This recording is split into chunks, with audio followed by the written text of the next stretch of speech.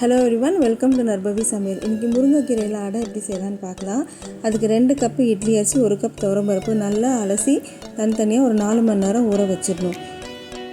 இப்போ ஒரு மிக்ஸி ஜாரில் 1 டீஸ்பூன் மிளகு, 1 டீஸ்பூன் சீரகம், 1/4 டீஸ்பூன் பெருங்காயத்தூள், 6 to 7 வரமிளகா, இது எல்லாத்தையுமே நல்ல பொடியாக நீங்கள் பவுடர் பண்ணிக்கணும். இதோடு சேர்த்து அரிசியும் பருப்பையும் போட்டுட்டு கொரகொரப்பாக நம்ம அரைச்சி எடுத்து வச்சுக்கணும். இல்லைனா நைஸாகவும் நம்ம அரைச்சி தனியாக எடுத்து வச்சுக்கலாம். இது ஒரு பாத்திரத்துக்கு மாற்றிடுங்க. ஒரு நாள் ஃபுல்லாக அது பொங்கணும். அது நல்லா ஃபர்மெண்ட் ஆகணும். ஸோ அடுத்த நாள் காலையில் நீங்கள் எடுத்து பார்த்தீங்க அப்படின்னா நல்லா நுரைச்சி உங்களுக்கு பொங்கி இருக்கும். இது ஒரு கலக்கிக்கோங்க. கலக்கிட்டு இப்போது ஒரு பொடியாக ஒரு வெங்காயத்தை நறுக்கி வச்சுக்கோங்க.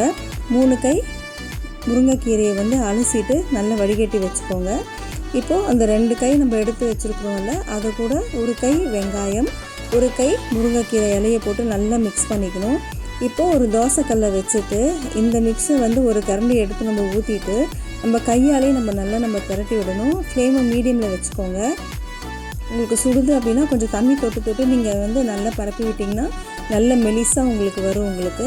இதுக்கு நெய் ஊற்றி தான் சமைக்கணும். ஸோ நெய்யை நல்லா ஊற்றி விட்டுட்டு ஒரு சைடு வெந்ததுக்கப்புறமா திருப்பி போட்டு இன்னொரு சைடு நல்லா வேக வச்சுக்கோங்க.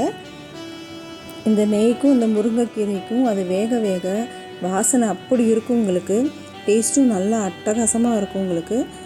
நல்லா திருப்பி போட்டு 2 சைடும் வேக வச்சிங்கன்னா நல்லா முறுமுறுன்னு இருக்கிற முருங்கைக்கீரை அடை ரெடி. இது உடம்புக்கும் ரொம்ப சத்தானதும் கூட. ட்ரை பண்ணி பாருங்கள். அன்போடு சமைங்க, ஆரோக்கியமாக சாப்பிடுங்க. நன்றி. இது சட்னி சாம்பாரோட எது கூட வேணால் நீங்கள் வச்சு சாப்பிட்லாம். செம்மையாக இருக்கும்.